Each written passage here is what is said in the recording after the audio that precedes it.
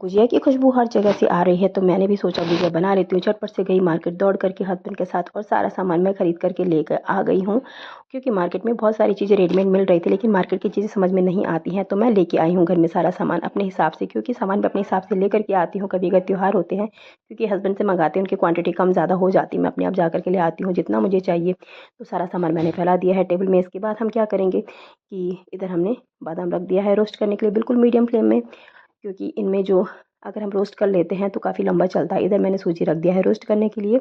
आधा हमने इसको ऐसे ही रोस्ट करा बिना घी डाले। उसके बाद मैंने इसके ऊपर से डाला है घी। घी डाल करके हम इसको रोस्ट करेंगे, मतलब भून लेंगे अब इसको, और अच्छी तरह से भूनेंगे इसका कलर चेंज होने तक। और बिल्कुल मीडियम फ्लेम में ही हम इसको भूनेंगे, क्योंकि जले ना कोई भी चीज़, बस इस चीज़ का ध्यान रखना है। दोनों कढ़ाई में मैंने रख लिया है, एक पैन एक कढ़ाई दोनों तरफ, और दोनों तरफ ही चीज़ें बन रही हैं। इधर मैंने काजू भी रख लिया है हल्का सा रोस्ट करने के लिए। इसको भी हम बिल्कुल मीडियम फ्लेम में ही रोस्ट करेंगे और इसको भी हम निकाल लेते हैं बाहर। इसके बाद आती है बारी चिरौंजी की।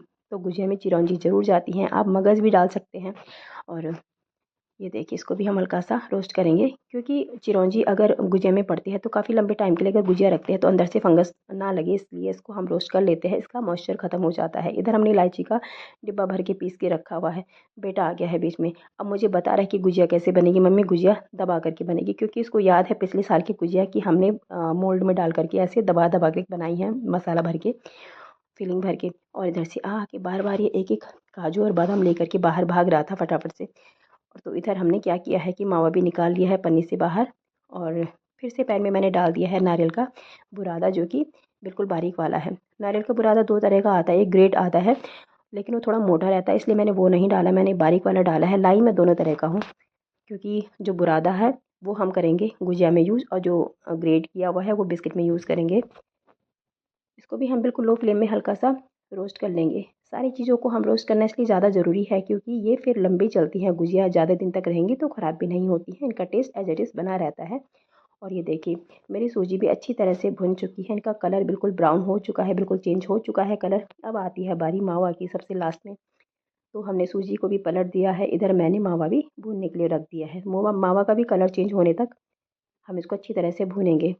और अब हमने सारी चीज़ें मिक्स कर ली हैं एक बड़ी सी परात में, और सारे ड्राई फ्रूट्स को पीस करके डाल दिया है। बादाम डाल दिए हैं, काजू डाल दिए हैं, और ऊपर से मैंने पाउडर शुगर लेकर के आई थी, चीनी मैं पिसी भी लेके आई थी, वो भी मैंने डाल दी है। इधर हमने आटा लगा दिया है, और आटा लगाने के लिए मैंने क्या किया, थोड़ा सा मैंने इसमें घी डाला है और रिफाइंड ऑयल डाला है, और ऊपर से मैंने इसको दूध से ही गूंदा है। अगर हम दूध में आटे को लगाते हैं तो गुजिया का आटा भी रेडी है और मसाला भी रेडी हो चुका है। तो अब दिखाते हैं आपको कैसे बनाई है मैंने गुजिया।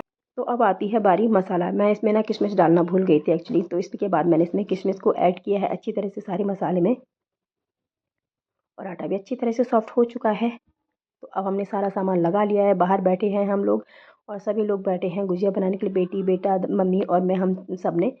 और ये देखिए गुजिया बन करके सारी हमने फिल करके रख दी हैं। अब आती है बारी इनको फ्राई करने की। देखिए हम सारी भर के लेके आ गए हैं प्लेटों में, और इधर कढ़ाई में तेल भी गर्म हो चुका है। अच्छी तरह से हम गुजिया को फ्राई कर लेते हैं तो रेडी हो चुकी हैं गुजिया, मज़ेदार भरी भरी गुजिया, और बहुत ही ज़्यादा टेस्टी। हैप्पी होली।